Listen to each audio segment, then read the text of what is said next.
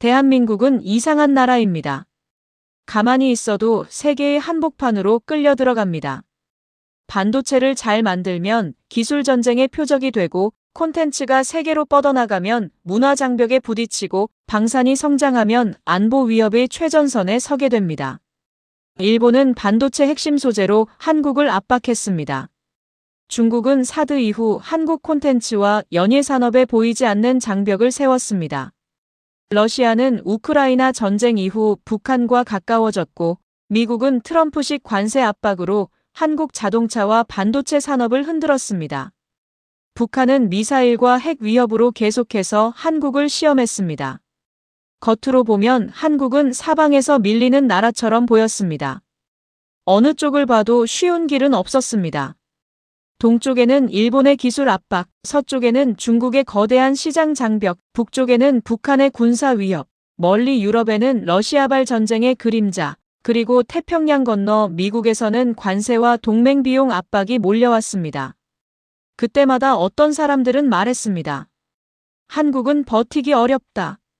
한국은 결국 강대국 사이에서 선택을 강요받을 것이다. 한국 산업은 외부 의존도가 높아서 오래 버티지 못한다. 하지만 시간이 지나자 이상한 반전이 벌어졌습니다. 일본의 수출 규제는 한국의 소재 부품 장비 자립 의지를 깨웠습니다. 중국의 한한령은 K- 콘텐츠를 중국 밖 세계 시장으로 밀어냈습니다. 러시아의 전쟁은 유럽이 한국 무기를 찾게 만들었습니다. 미국의 관세 압박은 한국 반도체와 자동차 산업에 더 큰 투자 명분을 줬습니다. 북한의 도발은 한국 방산이 왜 강한지를 세계에 설명하는 증거가 됐습니다. 한국은 공격받을 때마다 무너지지 않았습니다. 오히려 맞은 자리를 기억했고 그 상처 위에 더 단단한 갑옷을 입었습니다. 오늘 이야기는 단순한 감정의 이야기가 아닙니다. 실제로 일어난 국제 이슈들을 바탕으로 대한민국이 어떻게 압박을 버티고 그 압박을 어떻게 기회로 바꿔왔는지 살펴보는 이야기입니다. 그리고 마지막에 남는 질문은 하나입니다. 왜 한국을 흔들려던 사건들은 결국 한국을 더 강하게 만드는 방향으로 흘러갔을까요? 2019년 일본은 한국을 향해 매우 민감한 조치를 꺼내들었습니다. 반도체와 디스플레이 생산에 필요한 핵심 소재 수출 규제였습니다. 고순도 불화수소, 포토레지스트, 플루오린 폴리이미드. 일반 국민들에게는 낯선 이름이었습니다. 하지만 반도체 업계에서는 심장이 철렁 내려앉는 단어들이었습니다. 그 소재들이 막히면 한국의 반도체 생산이 흔들릴 수 있었습니다. 삼성전자와 SK하이닉스 같은 기업들이 영향을 받을 수 있었습니다. 한국 경제의 핵심 축인 반도체가 외부 변수에 흔들릴 수 있다는 불안이 전국을 덮었습니다. 그때 일부 해외 전문가들은 조용히 계산기를 두드렸습니다. 한국은 일본 소재 없이 얼마나 버틸 수 있을까? 한국 반도체는 결국 일본 기술에 의존하는 것 아닌가? 이번 압박은 한국에 큰 타격이 될 것이다. 그 말은 한국 국민들에게 아프게 들렸습니다. 하지만 한국 사람들은 그런 순간에 이상하게 더 조용해집니다. 큰 소리로 맞받아치기보다 공장으로 들어갑니다. 분노를 말로만 끝내지 않고 설비를 점검하고 대체 소재를 찾고 밤새 실험을 반복합니다. 일본이 찌른 곳은 한국의 약점이었습니다. 하지만 동시에 한국의 자존심이었습니다. 그때 대한민국은 깨달았습니다.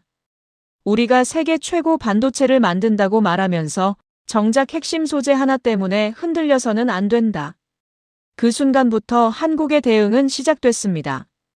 소재 부품 장비 국산화, 공급망 다변화, 핵심 품목 관리, 대체 수입선 확보, 기업과 정부의 긴급 협력. 하루아침에 모든 것이 해결된 것은 아닙니다. 그렇게 말하면 거짓입니다. 하지만 분명한 변화가 있었습니다. 한국은 더 이상 당연하게 외부에 기대지 않기 시작했습니다. 어디가 약한지, 어디를 보강해야 하는지, 무엇을 스스로 가져야 하는지 뼈아프게 배웠습니다. 일본의 압박은 한국을 무너뜨리지 못했습니다. 오히려 한국 산업계에 이런 질문을 남겼습니다. 다시는 같은 방식으로 흔들리지 않으려면 무엇을 해야 하는가? 대한민국은 그 질문 앞에서 도망가지 않았습니다. 중국은 한때 한국 콘텐츠 산업의 가장 큰 시장 중 하나였습니다. 한국 드라마, K-팝, 예능, 화장품, 패션, 관광까지 중국 시장은 한국 기업들에게 거대한 기회의 땅이었습니다. 하지만 사드 배치 이후 분위기가 달라졌습니다. 한국 콘텐츠와 연예 산업에 대한 제한이 이어졌고 한국 드라마와 K-팝이 예전처럼 자유롭게 중국 시장에 들어가기 어려워졌습니다. 그때도 많은 사람들이 걱정했습니다. 중국 시장이 막히면 K- 콘텐츠는 타격이 클 것이다. 한국 엔터테인먼트는 중국 없이 성장하기 어렵다. 한류는 결국 거대한 중국 시장에 기대고 있었던 것 아니냐. 처음에는 실제로 충격이 있었습니다. 중국 공연이 어려워지고 방송 노출이 줄고 중국 팬덤을 중심으로 세웠던 전략이 흔들렸습니다. 하지만 여기서 또 한국 특유의 반전이 시작됐습니다. 한국 콘텐츠는 중국 문 앞에서 멈추지 않았습니다. 중국이 문을 닫자 한국은 방향을 틀었습니다. 일본으로, 동남아로, 북미로, 유럽으로, 중남미로 나아갔습니다. 그리고 결정적인 변화가 일어났습니다. 넷플릭스, 유튜브, 글로벌 팬덤 플랫폼이 한국 콘텐츠의 새로운 항로가 됐습니다. 이제 한국 드라마는 특정 국가의 방송 허가만 기다리지 않아도 됐습니다. K-팝은 특정 시장의 무대 하나에 매달리지 않아도 됐습니다. 팬들은 스마트폰 하나로 한국 콘텐츠를 직접 찾아보기 시작했습니다. 중국이 막았던 것은 문 하나였습니다. 하지만 한국이 발견한 것은 전 세계로 이어지는 수백 개의 창문이었습니다. BTS, 블랙핑크, 넷플릭스 K- 드라마, 한국 예능, K-푸드, K-뷰티. 한국 문화는 더 이상 어느 한 나라의 허락을 기다리는 산업이 아니게 됐습니다. 이 대목이 중요합니다. 한국이 대단한 이유는 위기를 피해간 것이 아닙니다. 위기를 맞았을 때 더 넓은 길을 찾아냈다는 점입니다. 중국의 제안은 한국 콘텐츠를 가두려 했지만 결과적으로 K- 콘텐츠가 중국 의존도를 낮추고 세계 시장으로 나가는 계기가 됐습니다. 이것이 한국의 방식입니다. 길이 막히면 주저앉지 않습니다. 막힌 길 앞에서 지도를 다시 그립니다. 최근 중국과 일본 사이의 갈등도 한국에는 중요한 장면을 만들었습니다. 일본의 대만 관련 발언 이후 중국은 일본 여행 자제, 일본산 수산물 수입 중단, 문화 교류 취소 등 여러 조치를 취했습니다. 이 갈등은 중국과 일본 사이의 문제처럼 보였습니다.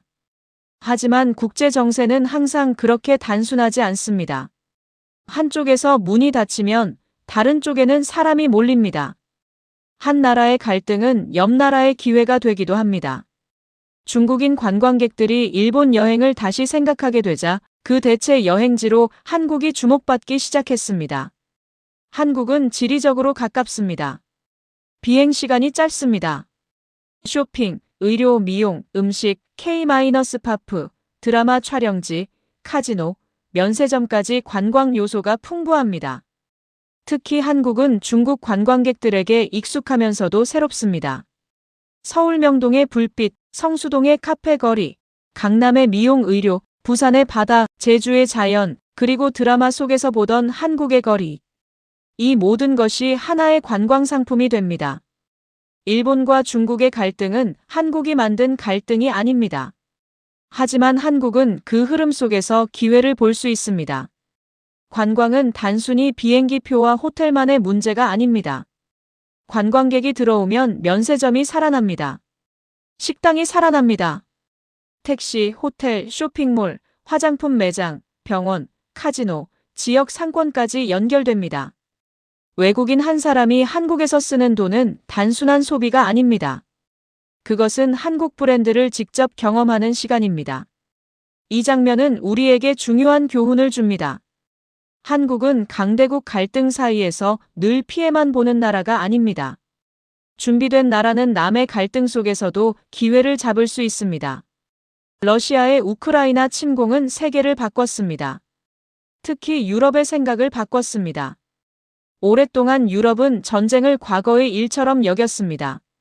탱크와 포탄, 자주포와 미사일은 박물관 속 단어처럼 느껴졌습니다. 하지만 우크라이나 전쟁이 시작되자 현실이 달라졌습니다. 전쟁은 아직 끝나지 않았고, 포탄은 하루에도 수천 발씩 필요했고, 무기는 지금 당장 필요했습니다. 그때 유럽은 깨달았습니다. 우리는 너무 오래 준비하지 않았다. 생산 능력이 부족하다. 빠르게 납품할 수 있는 나라가 필요하다. 그 순간 한국 방산이 세계 무대에 등장했습니다. 한국은 전쟁을 좋아하는 나라가 아닙니다. 오히려 전쟁의 상처를 가장 깊이 아는 나라입니다. 6.25 전쟁을 겪었고 분단의 현실 속에서 살아왔고 북한의 도발과 미사일 위협을 수십 년 동안 마주해왔습니다. 그래서 한국의 무기는 책상 위 이론만으로 만들어진 것이 아닙니다. 실제 위협 앞에서 준비한 결과입니다. K 전차 K9 자주포, 천무 FA-50. 이 이름들은 단순한 무기 이름이 아닙니다. 대한민국이 살아남기 위해 쌓아온 시간의 이름입니다. 유럽 국가들은 한국을 다시 보기 시작했습니다. 한국은 빠르게 만든다. 한국은 납기를 맞춘다. 한국은 가격 경쟁력도 있다. 한국은 이미 위협을 상대로 준비된 나라다. 러시아가 전쟁을 일으킨 것은 한국의 의도가 아니었습니다. 하지만 그 전쟁은 한국 방산의 가치를 세계에 보여주는 계기가 됐습니다.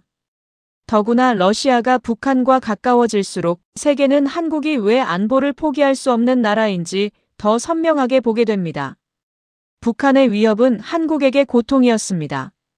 그러나 동시에 한국 방산을 단단하게 만든 현실이기도 했습니다. 이것이 역사의 아이러니입니다. 한국을 위협한 상황들이 오히려 한국이 얼마나 준비된 나라인지를 증명하게 된 것입니다. 미국은 한국의 가장 중요한 동맹국입니다. 하지만 동맹이라고 해서 언제나 편한 관계만 있는 것은 아닙니다.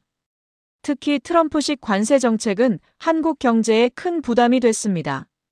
자동차, 철강, 알루미늄, 반도체, 배터리.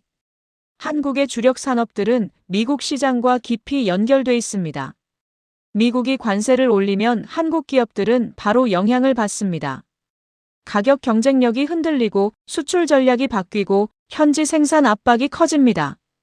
일부 사람들은 걱정했습니다. 한국 기업들이 버틸 수 있을까? 미국 시장에서 밀리는 것 아니냐? 관세가 계속되면 한국 제조업이 타격받는 것 아니냐? 당연한 걱정입니다. 하지만 한국은 여기서도 가만히 있지 않았습니다. 정부는 반도체 산업 지원을 확대했고 기업들은 미국 현지 생산과 국내 투자를 동시에 조정하기 시작했습니다. 자동차와 배터리, AI, 반도체 R&D에 대한 투자 필요성도 더 커졌습니다. 압박이 오면 한국은 한 가지 질문을 던집니다. 그렇다면 우리가 더 강해져야 할 부분은 어디인가? 관세는 분명한 위협입니다. 하지만 동시에 산업 체질을 바꾸는 압박이 되기도 합니다. 한국 기업들은 이제 단순히 많이 만들어 파는 단계에서 벗어나고 있습니다. AI 반도체, 전기차, 배터리, 로봇, 자율주행, 미래 모빌리티. 한국 제조업은 더 정교하고 더 고부가 가치 산업으로 가야 합니다. 미국의 압박은 불편합니다. 때로는 억울합니다. 하지만 그 압박이 한국에게 다시 묻게 만들었습니다. 우리는 앞으로 어떤 산업으로 먹고 살 것인가? 누가 흔들어도 버틸 수 있는 기술은 무엇인가? 국내에 반드시 남겨야 할 핵심 경쟁력은 무엇인가? 이 질문 앞에서 한국은 다시 움직이고 있습니다. 북한은 한국에게 가장 가까운 위협입니다. 미사일 발사, 핵 개발, 군사적 긴장, 그리고 러시아와의 협력. 북한의 움직임은 늘 한국 사회를 불안하게 만듭니다. 하지만 국제사회가 보는 시선은 조금 다릅니다. 세계는 한국을 보며 묻습니다. 저런 위협 속에서 어떻게 경제를 키웠는가? 어떻게 삼성과 현대차, LG와 SK 같은 기업이 나왔는가? 어떻게 K-파프과 드라마, 반도체와 방산을 동시에 키웠는가? 이 질문 자체가 한국의 대단함을 말해줍니다. 한국은 평화로운 섬나라가 아닙니다. 휴전선 하나를 사이에 두고 군사적 긴장이 계속되는 나라입니다. 그런데도 한국은 공장을 세웠습니다. 항구를 키웠습니다. 고속도로를 깔았습니다. 학교를 세웠습니다. 기업을 키웠습니다. 문화를 수출했습니다. 이것은 보통 일이 아닙니다. 안보 위협 속에서도 경제를 키우는 나라. 군사 긴장 속에서도 문화를 꽃피운 나라. 불안정한 지정학 속에서도 세계 10위권 경제력을 만든 나라. 이것이 대한민국입니다. 북한의 도발은 고통스럽고 위험합니다. 절대 가볍게 볼 수 없습니다. 하지만 그 도발이 계속될수록 세계는 한국이 얼마나 강한 방어력과 산업 기반을 가진 나라인지 보게 됩니다. 한국 방산이 세계에서 주목받는 이유도 여기에 있습니다. 한국은 위협을 상상으로만 다룬 나라가 아닙니다. 위협을 매일 계산하며 살아온 나라입니다. 그래서 한국의 무기와 안보 기술에는 현실감이 있습니다. 그 현실감이 세계 시장에서 신뢰가 되고 있습니다. 한국을 압박한 나라들이 공통적으로 놓친 것이 있습니다. 그들은 한국을 작게 봤습니다. 면적이 작다고 작게 봤습니다. 인구가 적다고 작게 봤습니다. 강대국 사이에 있다고 약하게 봤습니다. 자원이 부족하다고 오래 버티지 못할 것이라 봤습니다. 하지만 그들은 가장 중요한 것을 보지 못했습니다. 한국은 자원이 부족했기 때문에 사람을 키웠습니다. 시장이 작았기 때문에 세계로 나갔습니다. 안보가 불안했기 때문에 방산을 키웠습니다. 기술 압박을 받았기 때문에 공급망을 점검했습니다. 문화 장벽을 만났기 때문에 더 넓은 플랫폼을 찾았습니다. 한국의 약점처럼 보였던 것들이 시간이 지나자 한국의 생존 기술이 됐습니다. 한국은 큰 나라가 아닙니다. 하지만 빠릅니다. 집요합니다. 상처를 기억합니다.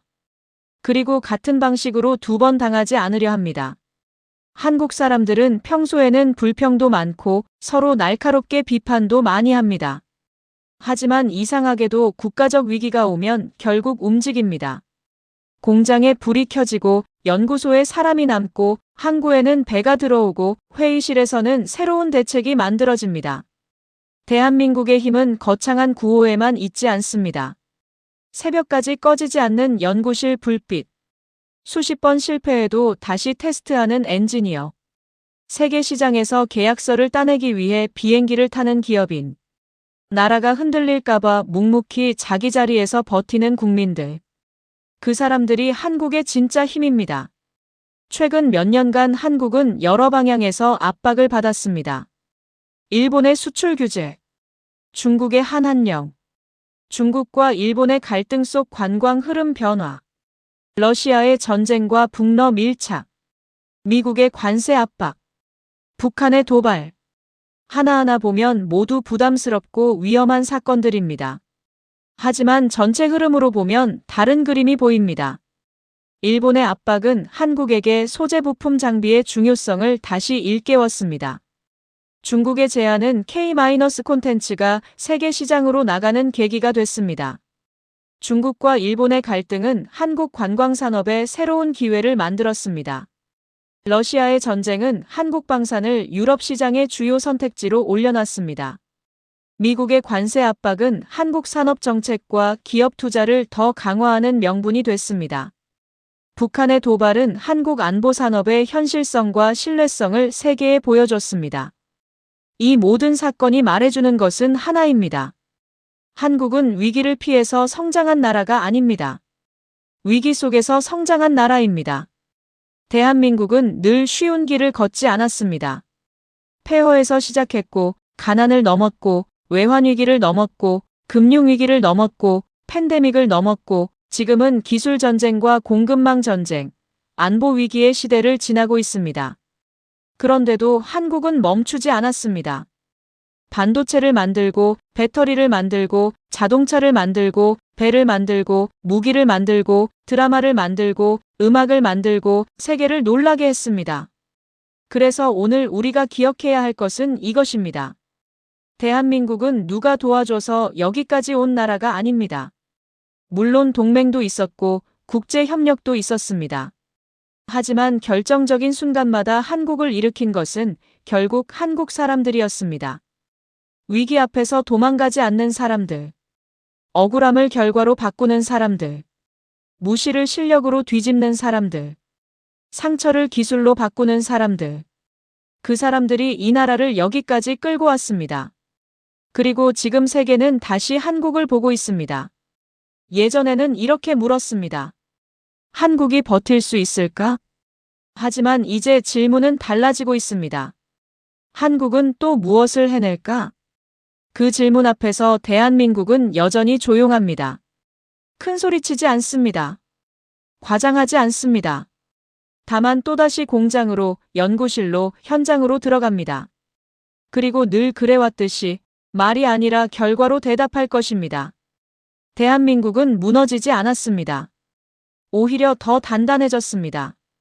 그리고 이것이야말로 한국을 압박했던 나라들이 가장 늦게 깨달은 사실입니다. 이제까지 감동의 대륙이었습니다. 구독과 좋아요 부탁드립니다.